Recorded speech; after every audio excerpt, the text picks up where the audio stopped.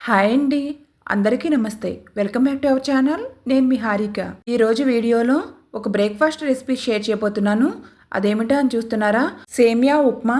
మన ఇంట్లో బ్రేక్‌ఫాస్ట్ చేయడానికి ఇడ్లీ పిండి, దోస పిండి ఏమీ రెడీగా లేనప్పుడు మన మైండ్‌లో ఫస్ట్ వచ్చే థాట్ ఉప్మా.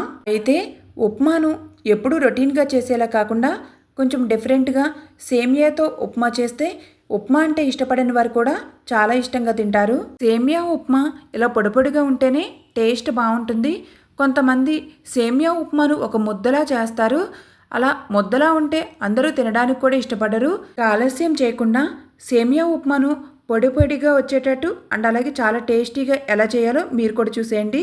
సేమియా ఉప్మా చేయడం కోసం ఫస్ట్ స్టవ్ పైన ఏదైనా ఒక పాన్ పెట్టి పాన్ హీట్ అయిన తర్వాత 2 స్పూన్ల వరకు ఆయిల్ని వేసుకోవాలి. నెక్స్ట్ ఆయిల్లో ఒక కప్పు లేదా ఒక గ్లాస్ సేమియాని వేసి వేయించుకోవాలి. క్వాంటిటీ వైజ్గా అయితే ఇప్పుడు నేను తీసుకున్న సేమియా 150 గ్రామ్స్ వరకు ఉంటుంది.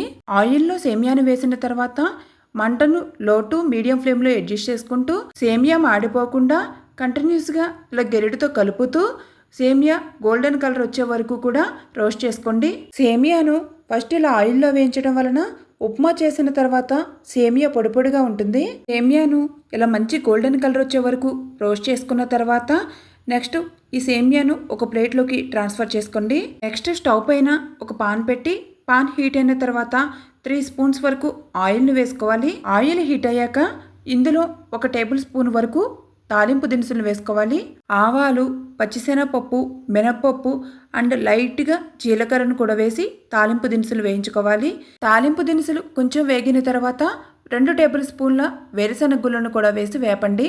తాలింపును వేపేటప్పుడు మంటను లో టు మీడియం ఫ్లేమ్లోకి అడ్జస్ట్ చేసుకుంటూ తాలింపును వేపండి. వేరుశనగ గుళ్ళు కొంచెం వేగిన తర్వాత కొంచెం జీడిపప్పును కూడా వేసి వేపండి. జీడిపప్పు కొంచెం వేగిన తర్వాత 1 స్పూన్ సన్నగా కట్ చేసిన అల్లం తురుమును వేసుకోండి. అల్లం తురుము కొంచెం పచ్చివాసన పోయేటట్టు వేపిన తర్వాత నెక్స్ట్ 3 to 4 పచ్చిమిర్చిని ఇలా ముక్కలుగా కట్ చేసి తాలింపులో వేసి వేపండి. అల్లం పచ్చిమిర్చి కొంచెం వేగాక ఒక ఆనియన్ను ఇలా సన్నగా పొడవుగా కట్ చేసి తాలింపులో వేసి వేపండి. ఆనియన్స్ను చిన్న ముక్కలుగా కట్ చేసి కూడా వేసుకోవచ్చు. ఉప్మాకి మనం ఇలా పొడవుగా కట్ చేస్తాం కాబట్టి నేను ఇలా వేశాను. ఆనియన్స్ కొంచెం మగ్గిన తర్వాత 2 రెమ్మల కరివేపాకును కూడా తాలింపులో వేసి వేపండి. అలాగే 2 టేబుల్ స్పూన్ల సన్నగా కట్ చేసిన క్యారెట్ ముక్కలను కూడా వేయండి. ఆనియన్స్ అండ్ క్యారెట్ ముక్కలు త్వరగా మగ్గడం కోసం 1 స్పూన్ సాల్ట్ని వేసి ఒకసారి కలిపి మూత పెట్టేసి వీటిని మగ్గించండి. క్యారెట్తో పాటు మీ దగ్గర బీన్స్ లాంటివి ఏమున్నా సరే యాడ్ చేసుకోవచ్చు. క్యారెట్ ముక్కలు ఇలా కొంచెం మగ్గిన తర్వాత 2 టేబుల్ స్పూన్ల వరకు గ్రీన్ బఠానీని వేసుకోండి. గ్రీన్ బఠానీ చాలా త్వరగా ఉడికిపోతాయి కాబట్టి లాస్ట్లోనే యాడ్ చేసుకోవాలి. ఆయిల్లో ఇలా వెజిటేబుల్స్ బాగా మగ్గిన తర్వాత ఇప్పుడు దీనిలో ఎసరును పోసుకోవాలి. మనం ఏ గ్లాసుతో అయితే సేమియాను తీసుకుంటామో అదే గ్లాసుతో 1 గ్లాస్ వాటర్ని వేస్తే కరెక్ట్గా సరిపోతుంది.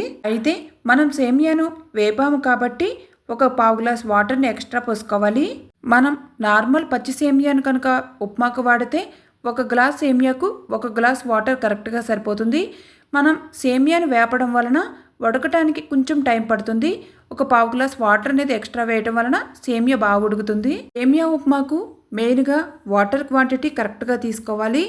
వాటర్ ఎక్కువైతే సేమియా ముద్దగా ఉంటుంది. నేను వీడియోలో చూపించినట్టుగా 1 గ్లాస్ సేమియాకు 1.5 గ్లాస్ వాటర్ కరెక్ట్గా సరిపోతుంది.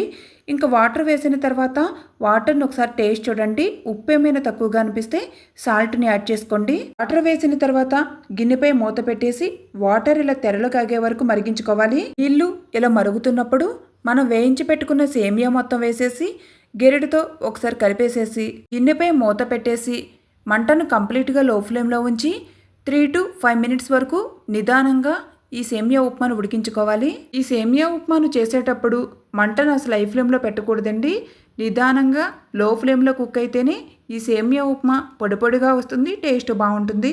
5 మినిట్స్ తర్వాత గిన్నెపై ఉన్న మూతని తీసి ఉప్మాను ఒకసారి గెరిటితో తిరగ కలిపి ఉప్మా ఇంకా తేమగా ఉంది, సేమియా ఇంకా ఉడకాలని మీకు అనిపిస్తే గిన్నెపై మరలా మూత పెట్టేసి 2-3 మినిట్స్ స్లో ఫ్లేమ్లోనే ఉడికించుకోండి. చూడండి, సేమియా ఉప్మాను ఇలా గెరిటితో కలుపుతూ ఉంటే పొడి పొడిగా ఎంత బాగా వస్తుందో. సేమియా ఉప్మాకు మెయిన్గా వాటర్ క్వాంటిటీ కరెక్ట్గా పోస్తే సేమియా ఒకదానికొకటి అంటుకోకుండా ఉప్మా ఇలా పొడి పొడిగా వస్తుంది. సేమియా ఉప్మా రెడీ అయిపోయినట్టే. ఒక ప్లేట్లోకి సర్వ్ చేసుకోవడమే.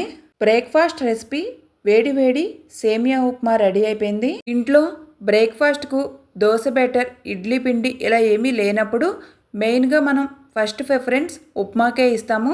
అయితే ఎప్పుడు రొటీన్గా చేసేలా కాకుండా ఉప్మాను కొంచెం డిఫరెంట్గా స్పెషల్గా ఇలా సేమియాతో ఉప్మా చేసి పెడితే ఉప్మా అంటే ఇష్టపడని వారు కూడా సేమియా ఉప్మాను ఇష్టంగా తింటారు. ఈరోజు వీడియోలో చాలా simple and tasty breakfast recipe and మెయిన్గా సేమియా ఉప్మాను పొడి పొడిగా వచ్చేటట్టు ఎలా ప్రిపేర్ చేయాలో చూపించాను. ఈ హెల్తీ అండ్ టేస్టీ బ్రేక్ఫాస్ట్ రెసిపీను నేను చూపించిన ప్రాసెస్లో తప్పకుండా ట్రై చేసి టేస్ట్ చూడండి. నా వీడియో కనుక నచ్చినట్లయితే లైక్ చేయండి. అలాగే మీ ఫ్రెండ్స్ అండ్ రిలేటివ్స్కి నా వీడియోస్ని షేర్ చేయండి. ఇలాంటి మరిన్ని టేస్టీ అండ్ క్విక్ రెసిపీస్ కోసం ఇట్స్ హారిక ఛానల్ను సబ్స్క్రైబ్ చేయండి. Thank you for watching. Please support me.